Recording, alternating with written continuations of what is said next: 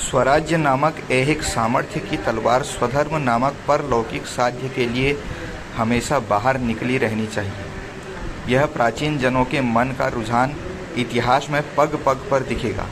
प्राचीन काल में हुई क्रांतियों को धार्मिक स्वरूप क्यों मिलता है, या यह कहें कि धार्मिक पवित्रता के या धर्म संलग्नता के सिवाय प्रचंड क्रांति का होना, यह बात प्राचीन इतिहास में बिल्कुल भी क्यों ज्ञात नहीं है।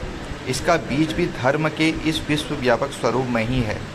हिंदुस्तान के इतिहास में आज तक अखंड रूप से व्यक्त होते आए स्वराज्य एवं स्वधर्म के साधन और साध्य तत्व इस सन 1857 के क्रांति युद्ध में भी व्यक्त हुए। इसमें कुछ भी आश्चर्य नहीं है। दिल्ली के बादशाह द्वारा पहले पहल निकाले गए घोषणा पत्र का उल्लेख पहले किया गया है। उसके बाद जब दिल्ली को अंग्रेजी सेनाओं ने घेर लिया और युद्ध घमासान हो गया, तब बादशाह ने हिंदुओं के लिए दूसरा घोषणा पत्र जारी किया।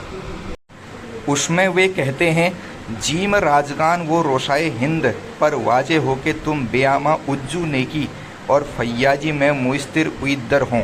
खुदावंत ने तुमको ये मर्तबे आली और मुल्क और दौलत और हुकूमत इसी वास्ते बख्शी है कि तुम उन लोगों को जो तुम्हारे मजहब में दखल अंदाजी करें गारत करो।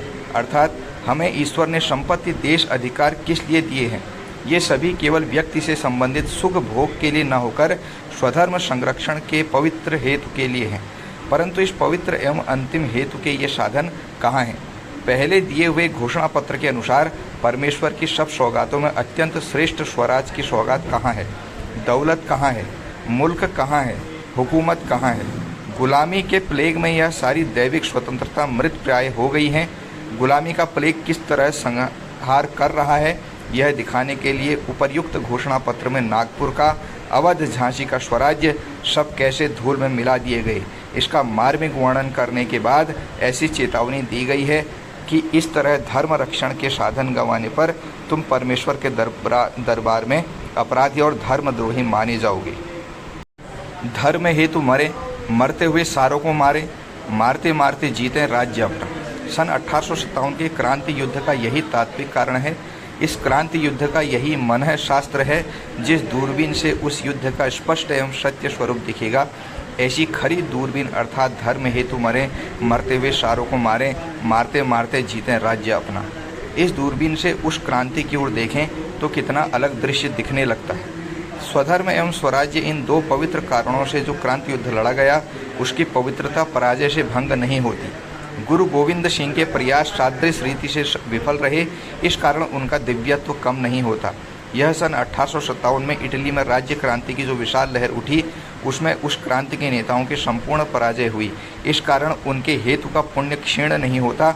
जस्टिन मैकार्थी ने कहा है, वस्तु स्थिति यह है कि भारतीय प्रायद्वीप के संपूर्ण उत्तरी एवं उत्तर पश्चिम प्रदेशों में ब्रिटिश सत्ता के विरुद्ध देशी जातियों ने विद्रोह कर दिया था। केवल सिपाहियों ने ही विद्रोह नहीं किया।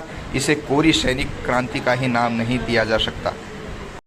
यह तो भारत पर आंग्ल सत्ता के विरुद्ध सैनिक कठिनाइयों, राष्ट्रीय घृणा और धार्मिक कट्टरता का संयुक्त उभार था। इसमें देशी राजाओं और सैनिकों ने भी भाग लिया। मुसलमान और हिंदुओं ने अपने शताब्दियों के धार्मिक विरोध आंदोलन को प्रोत्साहित किया था। चर्बी वाले कारतूसों के विवाद ने तो केवल चिंगारी दहकाई और उस चिंगारी ने सभी ज्वलनशील पदार्थों में आग भड़का दी। यदि इस चिंगारी ने अग्नि प्रज्वलित न की होती तो किसी अन्य माध्यम से भी यही कार्य संपन्न हो जाता। मेरठ के सिपाहियों ने क्षण भर में ही एक नेता पा लिया, उन्हें एक ध्वज भी मिल गया और उद्देश्य भी, और यह विद्रोह एक क्रांति युद्ध में परिणत हो गया।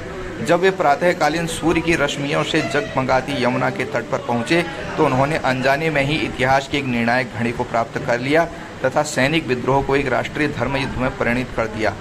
5 चार्ल्स बाल लिखते हैं, आगे चलकर धारा किनारों को तोड़कर बह निकली और उसने भारत की सैनिक वसुंधरा को आप्लावित कर दिया। उस समय तो यही आशा की जाती थी कि ये धाराएं संपूर्ण यूरोपीय तत्वों को विनष्ट कर निकल जाएंगी। जिस समय विद्रोह की यह धारा पुनः मर्यादित होगी और अपने आप को सीमाओं में आबद्ध कर लेगी तो राष्ट्रभक्त भारत अपने विदेशी शासकों से अपने आप को स्वतंत्र कर लेगा तथा वह देशी राजाओं के स्वतंत्र राज्य दंड के सम्मुख नतमस्तक होगा।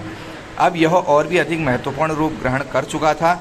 यह विद्रोह उस संपूर्ण जनता के विरोध का रूप धारण कर चुका था जो काल्पनिक गलतियों से क्षुब्ध होकर भड़क उठी थी और घृणा व कट्टरता के भ्रम में आबद्ध हो चुकी थी। Complete history of the great सेपोई war शीर्षक अपनी पुस्तक में व्हाइट लिखते हैं, यदि मैं अवधवासियों के द्वारा प्रदर्शित साहस की प्रशंसा न करूंगा तो एक इतिहासकार का पावन दायित्व नहीं निभा पाऊंगा। नैतिक दृष्टि से अवध के तालुकेदारों की एक महान भूल यह थी कि उन्होंने हत्यारे विद्रोहियों से हाथ मिलाया, किंतु इसके लिए भी उन्हें स्व उद्देश्य से प्रेरित निष्ठावान देशभक्तों के रूप में मान्यता दी जा सकती है। 1857 का प्रथम स्वातंत्र समर जारी है। तब तक के लिए जय हिंद, वंदे मातरम, भारत माता की जय।